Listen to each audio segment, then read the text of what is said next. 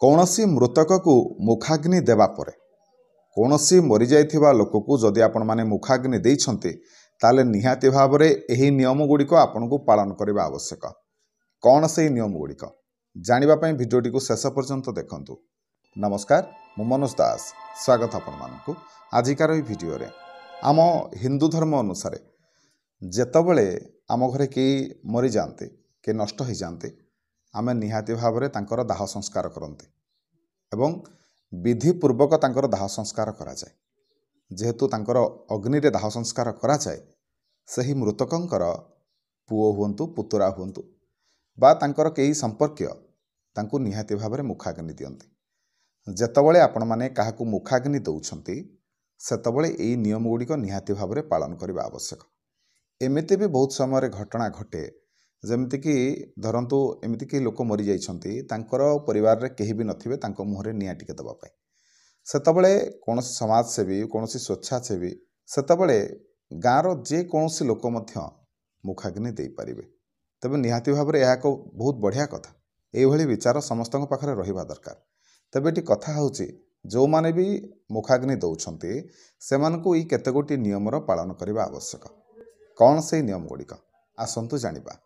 तेबे नियम गुड़िक हला जीए मुखाग्नि देबे से 13 दिन पर्यंत कहारी घर को जीवेनि, कुणिया हिसाब रे कारी घर को जीवेनि। कहीं गरुड़ पुराण अनुसार 13 दिन पर्यंत आम घरे निहाती भाव में किसी ना किसी कर्म से मृतक होता है। तेणु 13 दिन पर्यंत जेहेतु आपण मुखाग्नि देइछंती मुहरे निया देइछंती तेणु कर्म भी आपण करुथुबे। तेणु से कर्म गुड़िक शेष हवा पर्यंत आपण को अपेक्षा करिया पड़िबो। से जो कर्म समय रे आपण माने काहारी घर को जाई परिबानी एतिकी नियम प्रथमे आपण को मानिबा दरकार। से भली जे मुखाग्नि देइथिबे से नुआ वस्त्र पिंधि परिबानी 13 दिन पर्यंत। कहीं ना नुआ वस्त्र आज्ञा केतले पिंधती खुशीर मुहूर्त में नुआ वस्त्र पिंधा जाए। तेणु जे मुखाग्नि देइथिबे से नुआ वस्त्र पिंधिबा अनुचित खास करके 13 दिन पर्यंत। हाँ एमिति तो निहाती भाव में दशा तुठरे एमिति भी आमर कर्म गुड़िक एमिति अच्छी से गुड़िक आपण मैंने नुआ वस्त्र पिंधि पारे किंतु खुशीर मुहूर्त में जमी आम गोटे नुआ वस्त्र पिंधि दियंती से भली भाव में आपण मैंने नुआ वस्त्र पिंधि पारे नाही।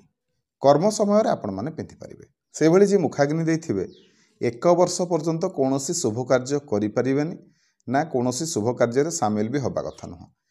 एभली कहीं नियमटी अच्छी देखंतु जेतबले आपणको घरे केही नष्ट हो जाइथिबे निहाती भाव में आपनको दुख लागुथबो।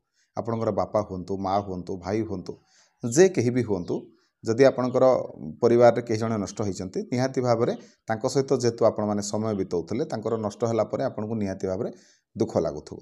तेणु से ये जो 1 वर्षर समयटी शोक पालिबार समय 1 वर्ष पर्यंत वर्षे पर्यंत आपण माने कौनसी प्रकार शुभ कर्म करिवे नहीं। कौनसी शुभ कर्म रे निजकु मध्य सामिल करिवा कथा नुहे।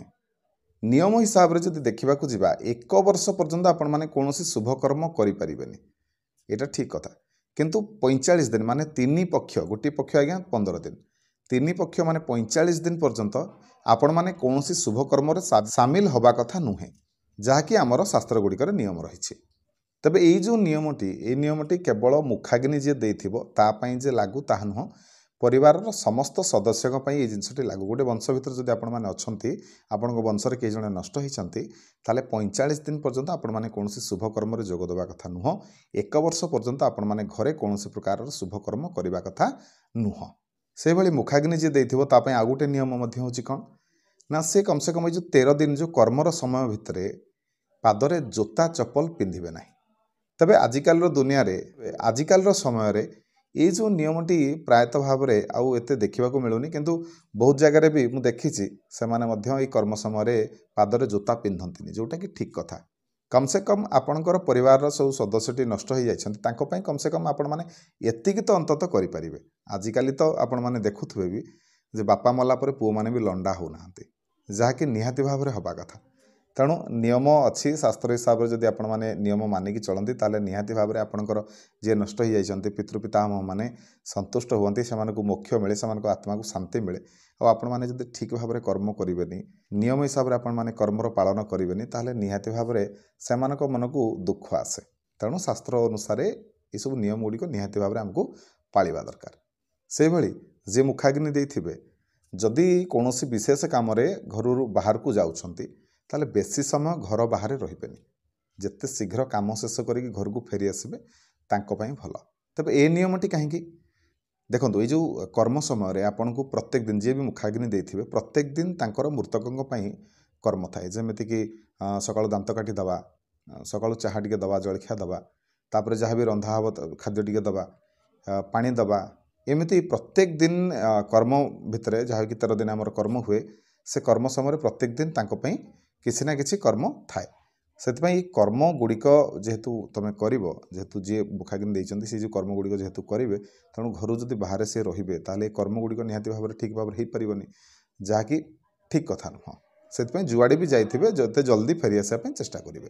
तेबे ए होछि मुखाग्नि देइथिबा लोक पई निहाती भाव में पालन करने को केते गोटे नियम संपर्क में आपन को किछिटा सूचना। आशा करुच्ची आजिकार भिडियोटी आपको निश्चय भल लगी जब भिडियो भल लगी थाए ताले भिडियो को लाइक करेंगे शेयर करेंगे चैनल को सब्सक्राइब करेंगे। रही जय जगन्नाथ।